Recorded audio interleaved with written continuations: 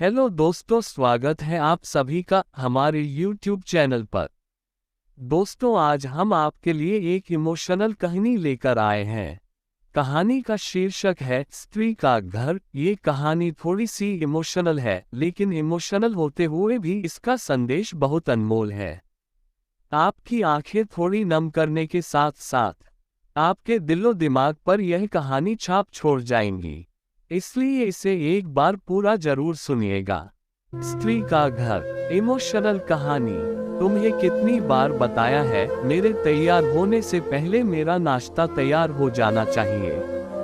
शादी के 30 सालों बाद भी मुझे क्यों बार बार एक ही बात बतानी पड़ती है? रोजी, तुम्हें क्या है?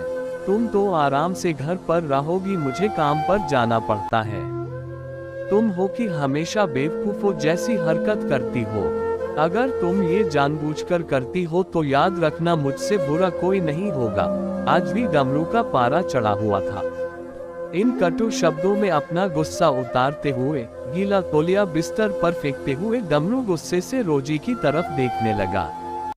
रोजी के लिए डमरू का ये बेवजह का गुस्सा कोई नई बात नहीं थी।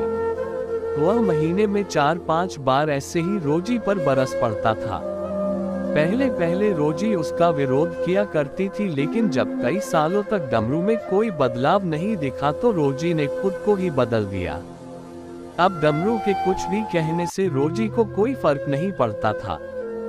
डमरू की हर बात वो चुपचाप सिर नीचे झुकाए सुन लेते थी। दोस्तों, कहानी अच्छा लग रहा हो तो वीडियो को लाइक और चैनल को सब्सक्राइब कर दें। शादी के पहले 10 साल तक रोजी ने पूरी कोशिश की थी कि डमरू को बदला जाए, लेकिन फालतू का गुस्सा करना और बाद में रोनी को भला बुरा कहना, यह मानो जैसे उसकी आदत बन गई थी। कोई भी वाद विवाद होता तो डमरू सीधा रोजी को बोल देता, अगर मैं तुम्हें अच्छा नहीं लगता तो क्यों नहीं चली जाती अपने मायके? क्यों रहती हो मेरे साथ? इतना सब कुछ होने के बावजूद रोजी डमरू के साथ रहती थी, क्योंकि उसे अपनी बेटी की फिक्र थी।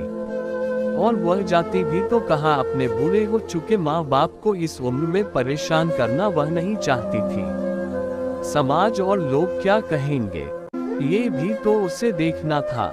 वह इतनी पढ़ी लिखी भी तो नहीं थी कि खुद जाकर कोई नौकरी कर सके और अपना और अपनी बेटी का पालन पोषण कर सके। रोजी को अब अपनी फिक्र नहीं थी। उसको फिक्र थी तो बस अपनी शादी लायक हो रही बेटी की। रोजी नहीं चाहती थी कि पति पत्नी के झगड़े की वजह से दिव्या डिस्टर्ब हो। दिव्या की पढ़ाई पूरी हो चुकी थी, उसके लिए अब शादी के रिश्ते आने लगे थे। कई रिश्तों को दिव्या ठुकरा चुकी थी। 2-3 महीने बाद एक अच्छा रिश्ता आया। रिश्तेदारों और पहचान के लोगों ने भी लड़के के बहुत गुणगान किए थे। डमरू एक शाम अपनी बेटी के पास बैठकर उससे बताने लगा, दिव्या बहुत अच्छा लड़का है, पढ़ा लिखा है, बड़ा घर है, बहुत अच्छी नौकरी है। ऐसे रिश्ते बार बार नहीं आते बेटा, इस बार मना मत करना। दिव्या अपने पिता से ज्यादा बात नहीं करती थी। शायद डरती थी या शायद नफरत करती थी, लेकिन आज वो अपनी पूरी हिम्मत इकट्ठा कर बोली, मुझे अभी शादी नहीं करना है पापा, मैं नौकरी करना चाहती हूँ, खुद अपने पैरों पर खड़ी होना चाहती हूँ। हाँ तो उसमें क्या बड़ी बात है? मैंने लड़के से बात की है, वह तुम्हें किसी बात के लिए नहीं रोकेगा। तुम शादी के बाद भी नौकरी कर सकती हो, वह तुम्हें नौकरी के लिए परमिशन दे देगा। डमरू बोला, मेरा नौकरी करना या ना करना उसकी परमिशन पर क्यों डिपेंड रहेगा पापा? दिव्या ने पूछा, मैं कह रहा हूँ ना, तुम्हें किसी भी चीज की कमी नहीं होगी वहाँ। ऐसे रिश्ते बार बार नहीं आते, इसे ठुकरा मत, बहुत खुश रहोगी तुम वहाँ। डमरू बोला, पापा क्या मैं उतनी ही खुश रहूंगी जितनी मम्मी इस घर में खुश है? दिव्या ने तंज कसते हुए कहा, आज तुम्हारी जबान कुछ ज्यादा नहीं चल रही। डमरू गुस्से से आंखें बड़ी करते हुए बोला, पापा मुझे शादी ही नहीं करनी है, क्योंकि शादी के बाद अगर वह लड़का आपके जैसा निकला तो मैं क्या करूंगी? मुझे आपके जैसा जीवन साथी नहीं चाहिए जो बिना बात के मुझ पर हमेशा चिल्लाए। मुझे कुछ भी अपनी पसंद का लेना हो तो 10 बार सोचना पड़े, कहीं वह नाराज ना हो जाए। मेरी तबीयत कैसी भी हो उसे परवाह ना हो। रोटी थोड़ी सी मोटी बन जाए तो घर सर पर उठा ले। उसकी चेकबुक ना मिले तो भी मेरा ही दोष निकाले, और हर छोटी मोटी बात पर मुझे मायके जाने के लिए कहे। दिव्या ने अपना दिल खाली करते हुए पापा से सब कह दिया। डमरू का गुस्सा 7वें आसमान पर था, लेकिन उसके मुंह से एक भी शब्द नहीं फूट रहा था। वो दिव्या की बातें सुन रहा था। दिव्या उतना ही बोलकर चुप नहीं हुई। आज पहली बार वह अपने पापा के सामने इतना कुछ बोल रही थी। पापा, आपने माँ के साथ हमेशा गलत व्यवहार किया है। आप अपने ऑफिस का गुस्सा बिना सोचे समझे माँ पर उतार देते हैं। कभी इस बात की परवाह भी नहीं करते कि उन्हें कैसा लगता होगा। आपकी बातें सुन सुन माँ ने अपना स्वाभिमान खो दिया। डमरू आज पहली बार अपने किए बर्तावों को महसूस कर पा रहा था।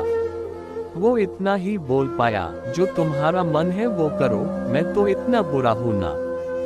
दिव्या ने डमरू का हाथ पकड़ा और बोली, पापा मुझे सिर्फ एक सवाल का जवाब दे दो। क्या आप चाहेंगे कि मेरा पति आपके जैसा हो? अगर आपका जवाब हाँ है तो कर दीजिए मेरा रिश्ता आज ही, और ना है तो मुझे आत्मनिर्भर बनने दीजिए। डमरू कुछ भी ना बोल पाया और वहां से चुपचाप बाहर चला गया। आज उसे रोजी के सामने जाने में शर्म आ रही थी। चलते चलते उसकी आंखों से आंसू बह रहे थे। डमरू ने आज से अपने आप को बदलने का निश्चय किया। अगले दिन से रोजी ने अपने पति में काफी बदलाव देखा। वह सोचने लगी कि जो हिम्मत दिव्या ने दिखाई है, वह हिम्मत अगर मैं पहले ही दिखा देती तो शायद आज परिस्थिति कुछ और होती। अब दिव्या पढ़ लिख कर अच्छी नौकरी करने लगी थी, और 3 साल बाद उसके लिए एक अच्छा रिश्ता आया। और उसकी विदाई पर डमरू बोला, बेटा तू हमेशा खुश रहेगी क्योंकि तेरा पति तेरे बाप जैसा नहीं है। डमरू की यह बात सुनकर रोजी और दिव्या की आंखों से आंसू बहने लगे। दोस्तों, हमारे समाज में औरतों को भले ही देवी का दर्जा दिया जाता है, लेकिन वह स्वतंत्रता नहीं दी जाती जो उन्हें देनी चाहिए। उन्हें बचपन से ही बताया जाता है कि वह पराया धन है। स्कूल से आने में देर हो जाए तो पिटाई मिलती है। मोबाइल पर बातें करते हुए दिख जाए या खिड़की से झांकते हुए दिख जाए तो शक किया जाता है। माँ बाप का घर तुम्हारा नहीं है, पति का घर ही तुम्हारा घर है। जीवन भर यह बातें बता बता कर उन्हें ससुराल भेज दिया जाता है, और एक दिन किसी छोटे मोटे झगड़े में ससुराल वालों से उन्हें सुनना पड़ता है कि इस घर को छोड़ दो और मायके चली जाओ। अब आप ही बताओ दोस्तों, ऐसी स्त्रियों का सच्चा घर कौन सा? आखिरकार वह किस घर को अपना कहें? दोस्तों, ये कहानी सुनकर आपके आंख भर आए होंगे। इसी तरह की स्टोरी वीडियो देखने के लिए चैनल को सब्सक्राइब कर लें, ताकि जब भी कोई नया वीडियो आए उसकी जानकारी सबसे पहले आपको मिले। फिर मिलते हैं एक नए वीडियो के साथ, तब तक अपना ख्याल रखें।